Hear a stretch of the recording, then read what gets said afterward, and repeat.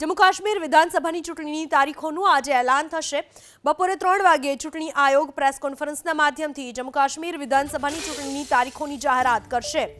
કલમ 370 હટાવ્યા બાદ જમ્મુ કાશ્મીરમાં પ્રથમ વિધાનસભાની ચૂંટણી યોજાવા જઈ રહી છે। એટલું જ નહીં, જમ્મુ કાશ્મીરની સાથે હરિયાણા વિધાનસભાની ચૂંટણીની તારીખો પણ જાહેર થઈ શકે છે। આપને જણાવી દઈએ કે આ વર્ષે મહારાષ્ટ્ર અને ઝારખંડની પણ વિધાનસભા ચૂંટણી યોજાશે।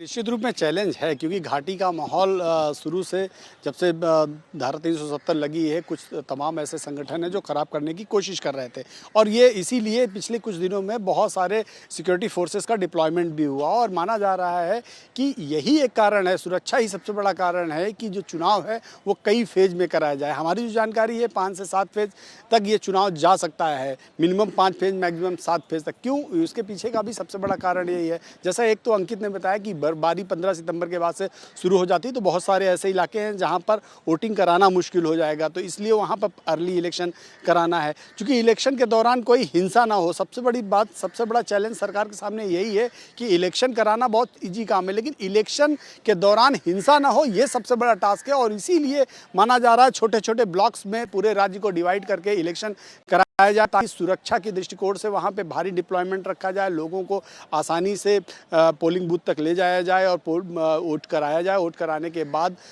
माहौल शांत रखा जाए। तो ये सबसे बड़ा चैलेंज सरकार के सामने है, इलेक्शन कमीशन के सामने है।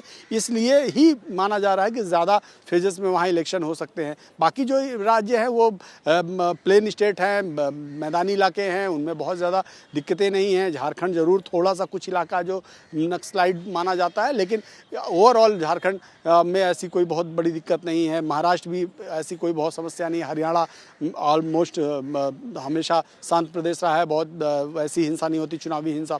तो कहने का मतलब ये है कि जम्मू कश्मीर बहुत सेंसिटिव है, और इसीलिए वहाँ पर एक लंबे कई फेजों में इलेक्शन कराए जाने की संभावना है। तो आज बपोरे 3 वाग्ये चूंटणी पंचनी प्रेस कॉन्फरन्स योजाशे અને જેમાં જમ્મુ કાશ્મીરની કુલ 90 વિધાનસભા બેઠકો પર ચૂંટણીનું એલાન કરવામાં આવશે। છેલ્લે વર્ષ 2014માં વિધાનસભાની ચૂંટણી જમ્મુ કાશ્મીરમાં યોજાઈ હતી અને કલમ 370 લાગ્યા પછીની આ પહેલી વિધાનસભાની ચૂંટણી છે અને છેલ્લા થોડા સમયથી જમ્મુ કાશ્મીરમાં જે તણાવભર્યો માહોલ જોવા મળી રહ્યો છે, આતંકવાદીઓની ઘૂસણખોરી, સેના અને આતંકવાદીઓની અથડામણ, આ તમામ પરિસ્થિતિ જે અત્યારે થઈ રહી છે તેને લઈને આ ચૂંટણીને ખૂબ જ મહત્વની માનવામાં આવી રહી છે। સાથે સાથે પરિસ્થિતિને જોતા એવું પણ જણાઈ રહ્યું છે કે કદાચ એક કરતાં વધારે તબક્કામાં ત્યાં મતદાન યોજાશે।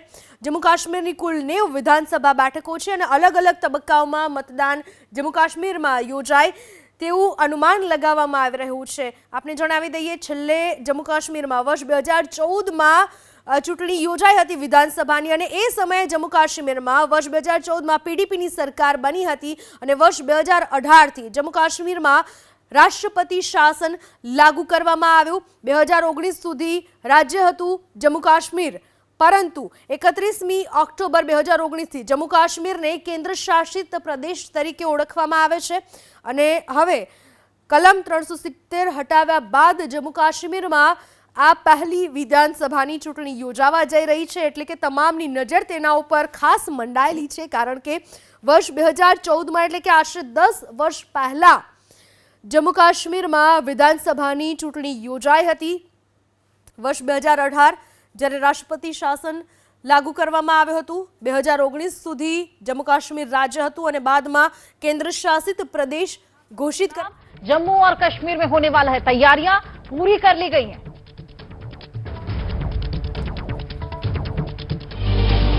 और चलिए अब शुरुआत જમ્મુ કાશ્મીર વિધાનસભાની ચૂંટણીને લઈને તમામ રાજનેતાઓમાં પણ એક અલગ પ્રકારનો જોમ જોવા મળી રહ્યો છે અને ખાસ જે પરિસ્થિતિ અત્યારે સર્જાઈ ચૂકેલી છે, આ સાથે જ કલમ 370 હટાવ્યા બાદ ત્યાંના નાગરિકોથી માંડીને સેના, આતંકવાદીઓની જે અથડામણ છે, આ પરિસ્થિતિ છે, ઘણા બધા પરિબળો છે જે જમ્મુ કાશ્મીરની ચૂંટણીમાં આ વખતે મહત્વના પરિબળો સાબિત થઈ શકે છે, અસર કરી શકે છે। અને ખાસ જમ્મુ કાશ્મીરની વાત કરવામાં આવે તો જમ્મુ કાશ્મીર એક એવો પ્રદેશ રહ્યો છે કે જે હંમેશા વિવાદિત પણ રહ્યો છે। ભારત પાકિસ્તાનના ભાગલા બાદ જે ભારતનું મુગટ તરીકે ઓળખાય છે જમ્મુ કાશ્મીર, એની જ્યારે વિધાનસભાની ચૂંટણી યોજાવા જઈ રહી છે ત્યારે આ વખતે આ ચૂંટણીને લઈને અત્યારથી જ ચર્ચાઓ પણ એટલી જ ચાલી રહી છે, પક્ષો પણ પોતાની રીતે તૈયારીઓ કરી રહ્યા છે અને આટલા વખતથી રાજકારણમાં જેમનું પગ છે, મહેબૂબા મુફ્તી પરિવારથી માંડીને જે પણ તમામ રાજનેતાઓ છે એ પણ આ ચૂંટણી પર મીટ માંડીને બેઠેલા છે, કારણ કે જમ્મુ કાશ્મીરની છેલ્લે આજથી 10 વર્ષ પહેલાં વિધાનસભાની ચૂંટણી યોજાઈ હતી અને એ પણ વર્ષ 2014માં. જમ્મુ કાશ્મીર વિધાનસભાની કુલ 90 સીટો છે અને જે પ્રમાણે કયાસ લગાવવામાં આવી રહ્યો છે, અનુમાન લગાવવામાં આવી રહ્યું છે એ મુજબ જમ્મુ કાશ્મીરમાં 90 વિધાનસભાની બેઠકો ઉપર અલગ અલગ 5 થી 7 તબક્કાઓમાં ચૂંટણી યોજાઈ શકે છે. જે પહાડી વિસ્તાર નથી, જે જમીની વિસ્તાર છે ત્યાં પણ અલગ રીતના ચૂંટણી યોજાઈ શકે છે. સાથે સાથે જે ખાસ સંવેદનશીલ વિસ્તારો છે ત્યાં માટે પણ વ્યવસ્થિત વ્યવસ્થા કરવામાં આવે તેવો કયાસ લગાવવામાં આવી રહ્યો છે. વર્ષ 2018 કે જ્યારે જમ્મુ કાશ્મીરમાં રાષ્ટ્રપતિ શાસન લાદી દેવામાં આવ્યું હતું અને 31 ઓક્ટોબર 2019 ત્યારબાદ જમ્મુ કાશ્મીરને કેન્દ્ર શાસિત પ્રદેશ ઘોષિત કરવામાં આવ્યો છે. છેલ્લે 2014માં ચૂંટણી યોજાઈ હતી, ત્યારબાદની અને અત્યારની પરિસ્થિતિ ખૂબ જ અલગ જોવા મળી રહી છે. એટલે કે એ વખતની વિધાનસભાની ચૂંટણી અને આ વખતની વિધાનસભાની ચૂંટણીમાં ખાસો ફરક જોવા મળી શકે છે. એ વખતની પરિસ્થિતિ જુદી હતી, આ વખતની પરિસ્થિતિ અત્યારે જુદી જોવા મળી રહી છે, કારણ કે અત્યારે જમ્મુ કાશ્મીર છે એ કેન્દ્ર શાસિત પ્રદેશ છે.